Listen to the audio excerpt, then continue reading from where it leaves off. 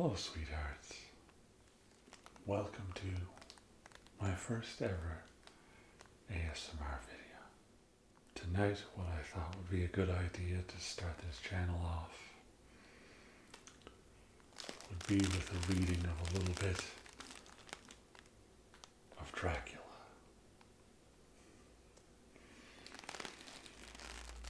I've always loved the many adaptations of Dracula, and I've got this beautiful copy that I got off Amazon. It's got the very cute edges. I'm not sure if you call those sprayed or painted. I'm sure you'll correct me. But it has these illustrations. They look a little strange at first, but they're done by Edward Gorey, who, from what I understand, was the illustrator for a lot of the original stage play adaptations of Dracula. And as I said, I've loved a lot of the adaptations of Dracula over the years, my favorite being Bram Stoker's Dracula, the Coppola movie. I could almost recite it. This book also features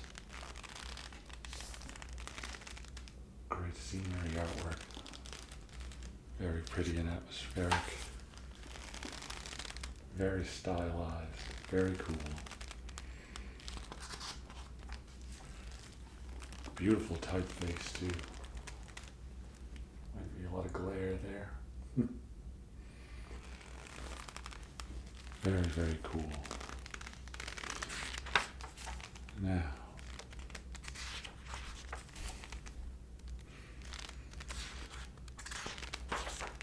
I apologize for the sounds of my outfit.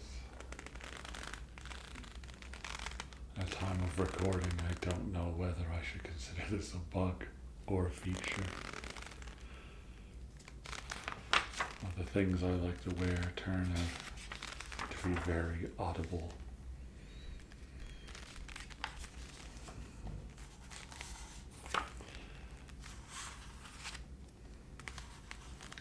This printing actually begins with the short story of Dracula's Guest. I don't believe this was part of the original printings. I believe this was something that was separate from the original text, but was considered the prologue and was added for this printing. But don't quote me on that, because I'm really not sure. But we'll go ahead and start with that. Dracula's Guest. Prologue to Dracula. When we started for our drive, the sun was shining brightly on Munich, and the air was full of the joyousness of early summer. Just as we were about to depart, Herr Delbruck, the maître d'hôtel of the Quatre Saisons, where I was staying, came down bareheaded to the carriage and, after wishing me a pleasant drive, said to the coachman, still holding his hand on the handle of the carriage door, "Remember, you are back by nightfall. The night sky looks bright, but there is a shiver in the north wind that says there may be a sudden storm. But I am sure you will not be late." Here he smiled and added, "For you know what night it is." Johann answered with an emphatic, "Ja, mein Herr," and touching his hat, drove off quickly. When we had cleared the town, I said, after signaling to him to stop, "Tell me, Johann, what is tonight?" He crossed himself as he answered laconically, "Walpurgis Nacht." Then he took out his watch, a great, old-fashioned German silver thing, as big as a turnip, and looked in it. With his eyebrows gathered together and a little impatient shrug of his shoulders, I realized that this was his way of respectfully protesting against the unnecessary delay, and sank back in the carriage, merely motioning him to proceed. He started off rapidly, as if to make up for lost time. Every now and then the horses seemed to throw up their heads and sniff the air suspiciously. On such occasions I often looked round in alarm. The road was pretty bleak, for we were traversing a sort of high, wind-swept plateau. As we drove, I saw a road that looked but little used, and which seemed to dip through a little winding valley. It looked so inviting that, even at the risk of offending him, I called Johann to stop, and when he had pulled up, I told him I would like to drive down that road. He made all sorts of excuses, and frequently crossed himself as he spoke. This somewhat piqued my curiosity, so I asked him various questions. He answered fencingly, and repeatedly looked at his watch in protest.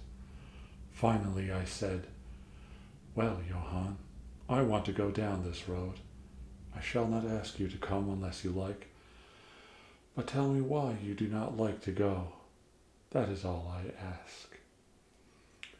For answer, he seemed to throw himself off the box, so quickly did he reach the ground. Then he stretched out his hands, appealing to me, and implored me not to go. There was just enough of English mixed with the German for me to understand the drift of his talk. He seemed always just about to tell me something, the very idea of which evidently frightened him, but each time he pulled himself up, saying as he crossed himself, "Walpurgis Nacht." I tried to argue with him, but it was difficult to argue with a man when I did not know his language. The advantage certainly rested with him, for although he began to speak in English, of a very crude and broken kind, he always got excited and broke into his native tongue. And every time he did so, he looked at his watch. Then the horses became restless and sniffed the air. At this he grew very pale, and looking around in a frightened way, he suddenly jumped forward, took them by the bridles, and led them on some 20 feet. I followed and asked why he had done this. For answer he crossed himself, pointed to the spot we had left, and drew his carriage in the direction of the other road, indicating across, and said first in German, then in English, "Buried him what killed themselves." I remembered the old custom of burying suicides at crossroads. Ah, I see, a suicide. How interesting. But for the life of me I could not make out why the horses were frightened. Whilst we were talking, we heard a sort of loud sound between a yelp and a bark.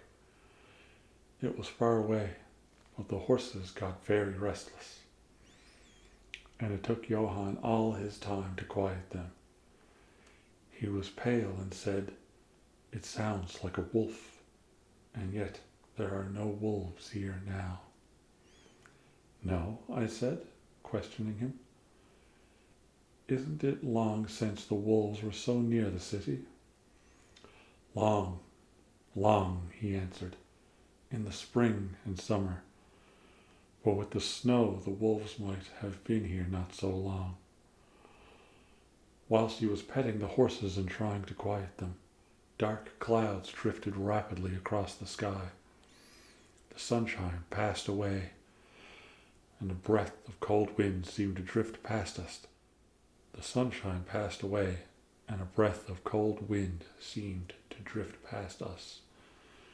It was only a breath, however, and more in the nature of a warning than a fact, for the sun came out brightly again.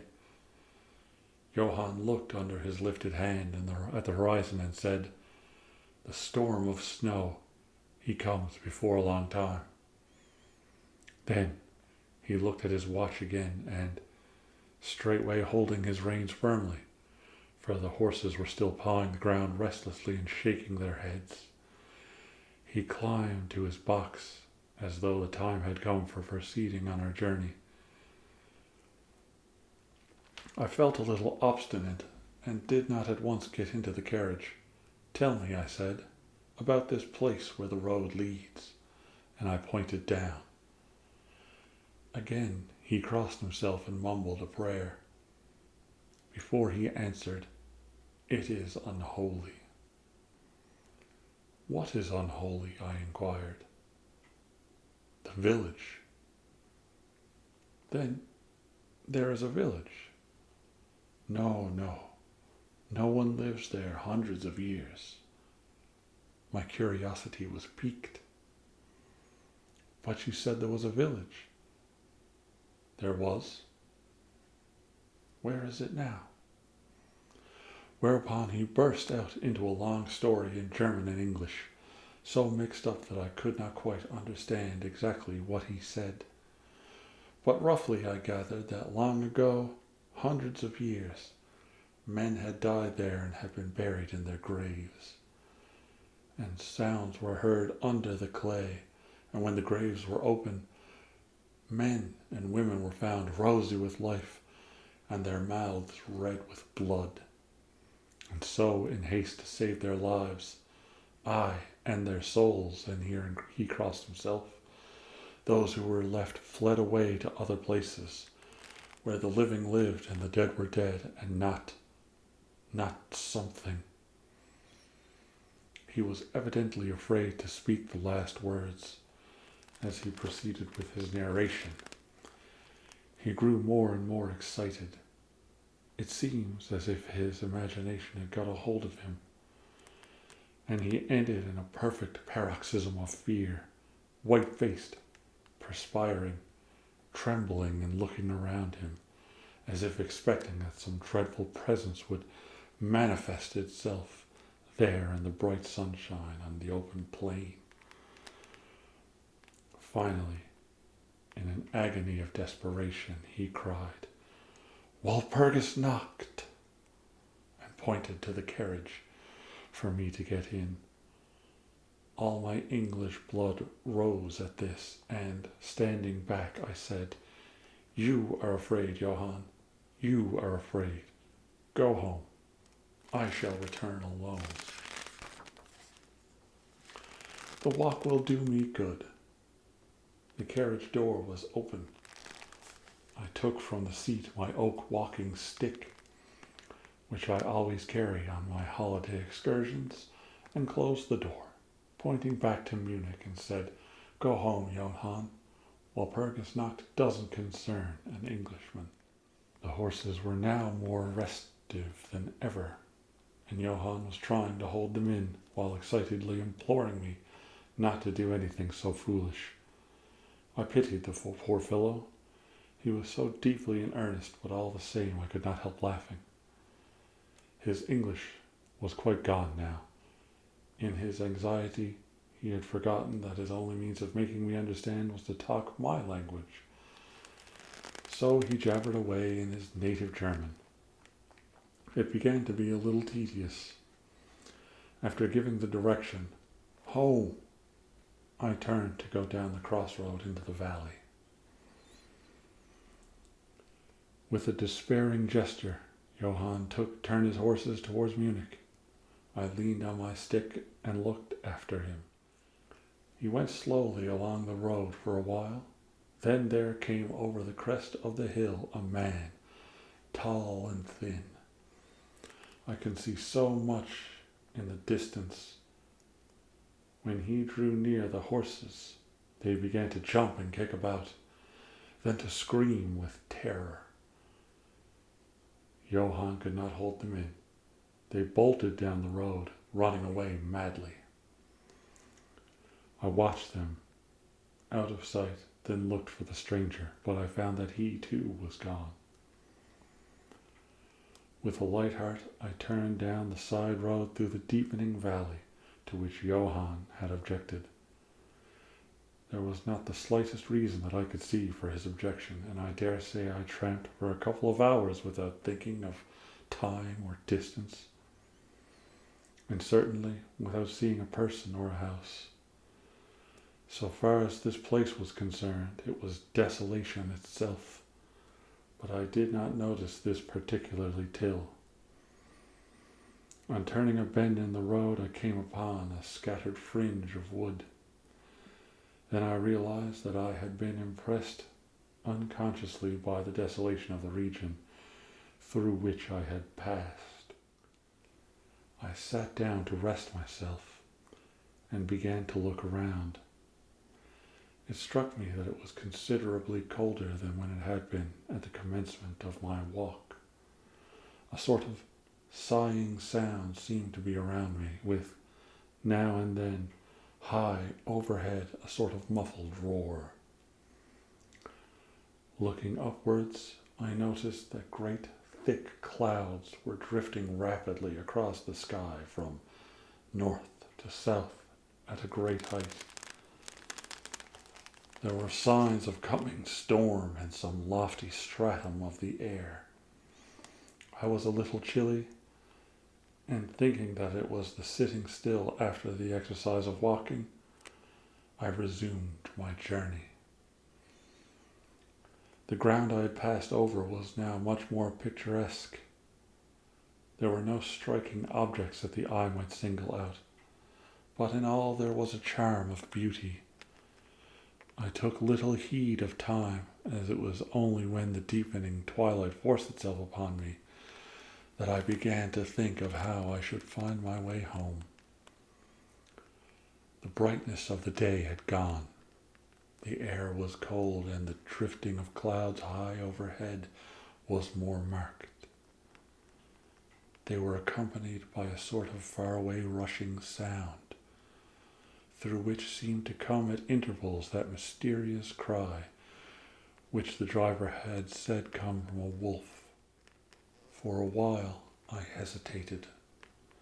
I had said I would see the deserted village, so on I went, and presently came on a wide stretch of open country, shut in by hills all around. Their sides were covered with trees which spread down to the plain, dotting in clumps the gentler slopes and hollows which showed here and there. I followed with my eye the winding of the road, and saw that it curved close to me of the densest of these clumps, and was lost behind it. As I looked, there came a cold shiver in the air, and the snow began to fall. I thought of the miles and miles of bleak country I've passed, and then hurried on to seek the shelter of the wood in front.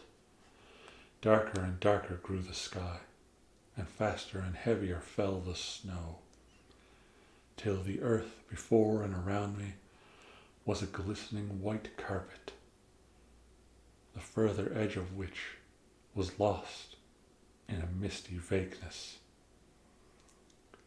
The road was here but crude, and when on the level its boundaries were not so marked as when it passed through the cuttings, and in a little while I found that I must have strayed far from it, for I missed underfoot the hard surface, and my feet sank deeper in the grass and moss. Then the wind grew stronger and blew with its ever-increasing force, till I was fain to run before it. The air became ice cold, and in spite of my exercise, I began to suffer.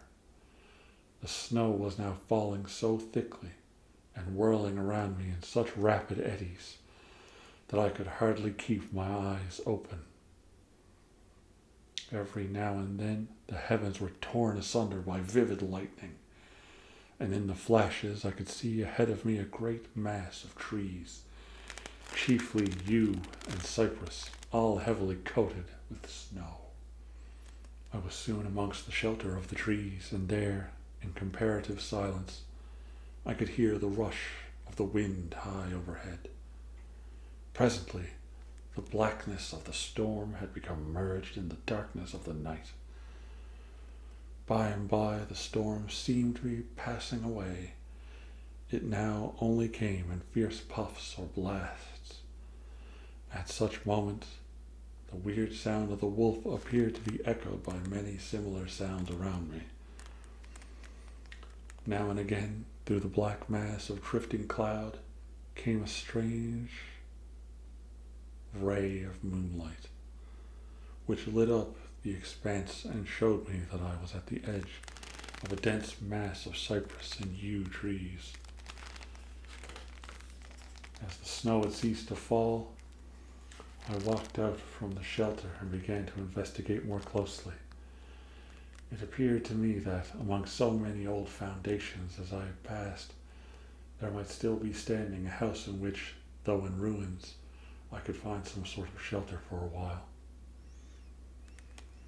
As I skirted the edge of the copse, I found that a low wall encircled it, and following this I presently found an opening. Here the cypresses formed an alley, leading up to a square mass of some kind of building. Just as I caught sight of this, however, the drifting clouds obscured the moon, and I passed up the path in darkness. The wind must have grown colder, for I felt myself shiver as I walked. But there was hope of shelter, and I groped my way blindly on. I stopped, for there was a sudden stillness.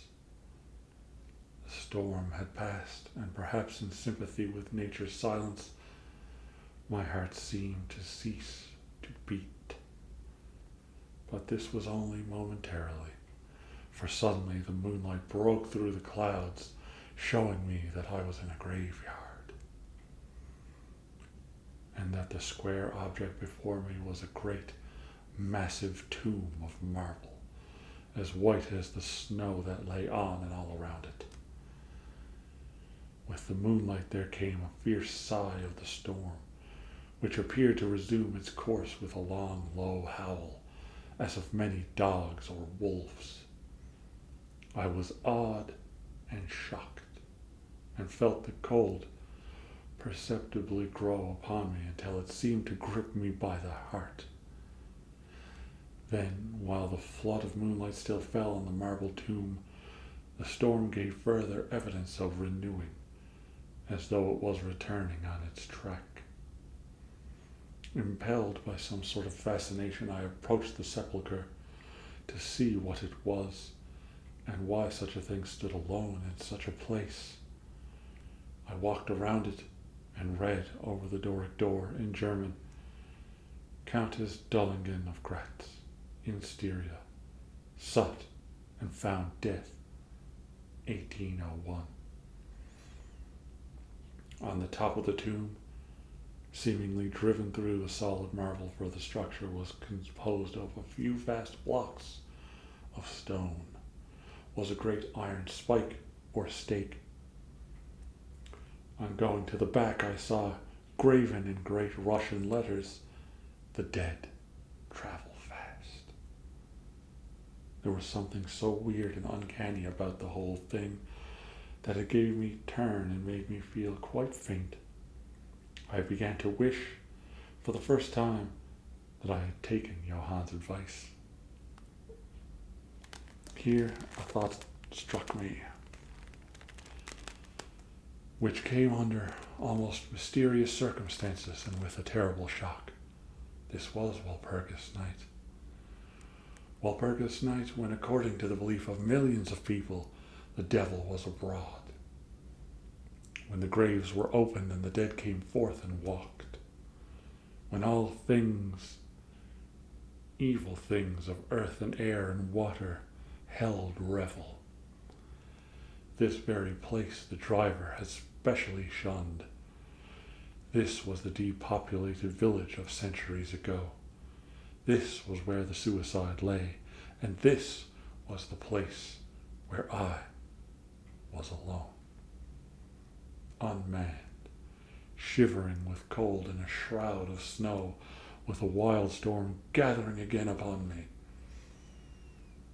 It took all of my philosophy, all the religion I had been taught, all my courage not to collapse in a paroxysm of fright.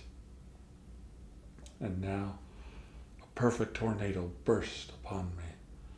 The ground shook as though thousands of horses thundered across it, and this time the storm bore on its icy wings not snow, but great hailstones, which drove with such violence that they might not have come from the throngs of Balearic slingers, hailstones that beat down leaf and branch and made the shelter of cypresses of no more avail than their stems were standing corn. At the first I had rushed to the nearest tree, but I was soon fain to leave it and seek the only spot that seemed to afford refuge, the deep Doric doorway of the marble tomb. There, crouching against the massive bronze door, I gained a certain amount of protection from the beating of the hailstones, for now they only drove against me as they ricocheted from the ground and the side of the marble. As I leaned against the door, it moved slightly and opened inwards. The shelter of even a tomb was welcome in their pitiless tempest, and I was about to enter it when there came a flash of forked lightning that lit up the whole expanse of the heavens. In that instance, as I am a living man, I saw, as my eyes were turned into the darkness of the tomb, a beautiful woman with rounded cheeks and red lips, seemingly sleeping on a bier. As the thunder broke overhead, I was grasped as by the hand of a giant and hurled out into the storm. The whole thing was so sudden that, before I could realize the shock, moral as well as physical, I found the hailstones beating me down. At the same time, I had a strange, dominating feeling that I was not alone.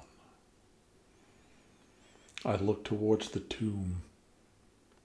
Just then there came another blinding flash which seemed to strike the iron stake that surmounted the tomb and to pour through the earth, blasting and crumbling the marble as if in a burst of flame. The dead woman rose for a moment of agony while she was lapped in the flame, and her bitter scream of pain was drowned in the thunder crash.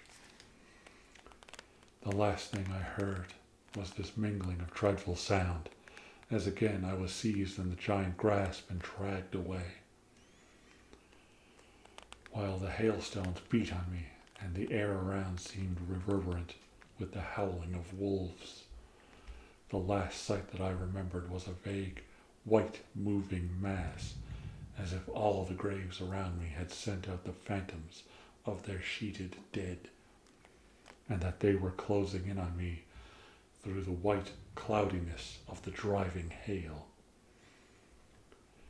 Gradually, there came a sort of vague beginning of consciousness, then a sense of wariness that was dreadful. For a time I remembered nothing, but slowly my senses returned. My feet seemed positively racked with pain, yet I could not move them. They seemed to be numbed. There was an icy feeling at the back of my neck and all down my spine and my ears, like my feet were dead, yet in torment.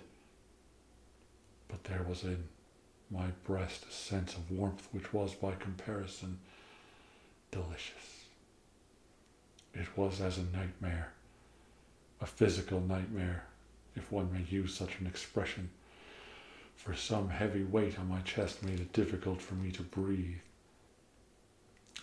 This period of semi-lethargy seemed to remain a long time, and as it faded away, I must have slept or swooned. Then came a sort of loathing, like the first stage of seasickness, and a wild desire to be free from something, I knew not what. A vast stillness enveloped me, as though all the world were asleep or dead, only broken by the low panting as if some animal close to me. I felt a warm rasping at my throat. Then came a consciousness of the awful truth, which chilled me to the heart and sent the blood surging up through my brain. Some great animal was laying on me and now licking my throat. I feared to stir, for some instinct of prudence bade me lie still. But the brute seemed to realize that there was now some change in me, for it raised its head. Through my eyelashes I saw above me the two great flaming eyes of a gigantic wolf. Its sharp white teeth gleamed in the gaping red mouth, and I could feel its hot breath, fierce and acrid, upon me. For another spell of time I remembered no more. Then I became conscious of a low growl, followed by a yelp, renewed again and again. Then, seemingly very far away, I heard a "Holoa," as of many voices calling in unison. Cautiously I raised my head and looked in the direction whence the sound came, but the cemetery blocked my view. The wolf still continued to yelp in a strange way, and a red glare began to move around the grove of cypresses, as though following the sound. As the voices drew closer, the wolf yelped faster and louder. I feared to make either sound or motion. Nearer came the red glow over the white pall which stretched into the darkness around me. Then all at once from beyond the trees there came a trot, a troop of horsemen bearing torches. The wolf rose from my breast and made for the cemetery. I saw one of the horsemen, soldiers by their caps and their long military cloaks, raise his carbine and take aim. A companion knocked off his arm, and I heard the ball whiz over my head. He had evidently taken my body for that of the wolf. Another sighted the animal as it slunk away, and a shot followed. Then at a gallop the troop rode forward, some towards me, others following the wolf, as it disappeared amongst the snow-clad cypresses. As they drew nearer, I tried to move, but was powerless, although I could see and hear all that went on around me. 2 or 3 of the soldiers jumped from their horses and knelt beside me. One of them raised my head and placed his hand over my heart. "Good news, comrades," he cried. His heart still beats. Then some brandy was poured down my throat. It put vigor into me, and I was able to open my eyes fully and look around. Lights and shadows were moving among the trees, and I heard men call to one another. They drew together, uttering frightened exclamations, and the lights flashed as the others came pouring out of the cemetery pell-mell, like men possessed. When the further ones came close to us, those who were around me asked them eagerly, "Well, have you found him?" The reply rang out hurriedly, "No, no. Come away, quick, quick. There is no place to stay, and on this of all nights."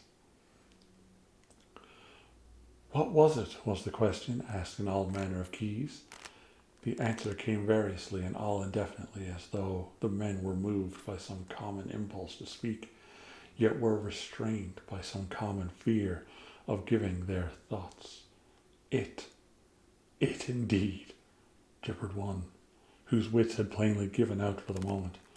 "A wolf, and yet not a wolf," another put in shudderingly.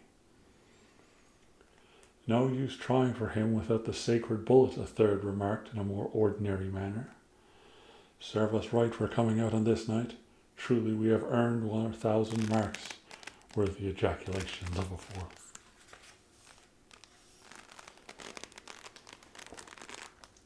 There was blood on the broken marble, another said after a pause. The lightning never brought that there. And for him, is he safe? Look at his throats. See, comrades, the wolf had been lying on him and keeping his blood warm. The officer looked at my throat and replied, He is all right. The skin is not pierced. What does it all mean? We should never have found him but for the yelping of the wolf. What became of it? Asked the man who was holding up my head and who seemed the least panic-stricken of the party, for his hands were steady and without tremor. On his sleeve was the chevron of a petty officer. It went to its home, answered the man, whose long face was pallid, and who actually shook with terror as he glanced around him fearfully. There are graves enough there in which it may lie. Come, comrades, come quickly, let us leave this cursed spot.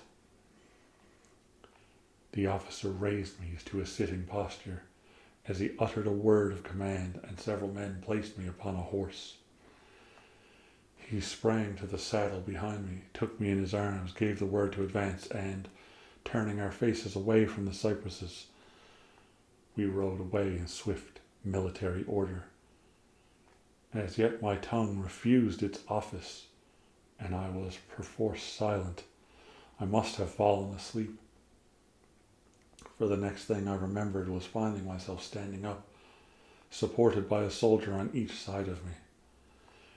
It was almost broad daylight, and to the north a red streak of sunlight was reflected, like a path of blood, over the waste of snow. The officer was telling the men to say nothing of what they had seen, except that they found an English stranger, guarded by a large dog. Dog! That was no dog, cut in the man who had exhibited such fear. I think I know a wolf when I see one. The younger officer answered calmly, I said a dog. Dog! Reiterated the other ironically. It was evident that his courage was rising with the sun, and, pointing to me, he said, Look at his throat. Is that the work of a dog, master? Instinctively I raised my hand to my throat, and as I touched it, I cried out in pain. The men crowded round to look, some stooping down from their saddles, and again came the calm voice of the young officer. A dog, as I said. If aught else were said, we should only be laughed at. I was then mounted behind a trooper, and we rode on into the suburbs of Munich. Here we came across a stray carriage, into which I was lifted. It was driven off to the Quatre Saisons, and the young officer accompanying me, whilst the trooper followed with his horse, and the others rode off to their barracks. When we arrived, Herr Delbruck rushed so quickly down the steps to meet me that it was apparent he had been watching within. Taking me by both hands, he solicitously led me in. The officer saluted me and was turning to withdraw when I recognized his purpose and insisted he should come to my rooms. Over a glass of wine, I warmly thanked him and his brave comrades for saving me. He replied simply that he was more than glad, and that Herr Delbruck had at first taken steps to make all the searching party pleased, at which ambiguous utterance the maitre d'hotel smiled, while the officer pleaded duty and withdrew. But Herr Delbruck, I inquired, how and why is it that the soldiers search for me?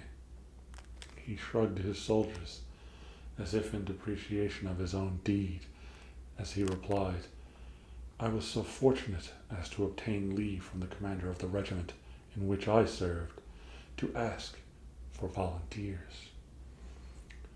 But how did you know I was lost? I asked. The driver came hither, with the remains of his carriage, which had been upset when the horses ran away. But surely you would not send a search party of soldiers merely on this account? Oh, no, he answered. But even before the coachman arrived, I had this telegram from the voyeur, whose guest you are. He took from his pocket a telegram which he handed to me as I read, Bistritz. Be careful of my guest. His safety is most precious to me. Should aught happen to him, or if he be missed, spare nothing to find him, and ensure his safety. He is English, and therefore adventurous. There are often dangers from snow and wolves at night. Lose not a moment if you suspect harm to him. I answer your zeal with my fortune. Signed, Dracula. As I held the telegram in my hand, the room seemed to whirl around me, and, if the attentive maitre d'hotel had not caught me, I think I should have fallen. There was something so strange in all this, something so weird and impossible to imagine, that there grew on me a sense of my being in some way the sport of opposite forces, the mere vague idea which seemed in a way to paralyze me. I was certainly under some form of mysterious protection. From a distant country had come, in the very nick of time, a message that took me out of the danger of the snow sleep and the jaws of the wolf.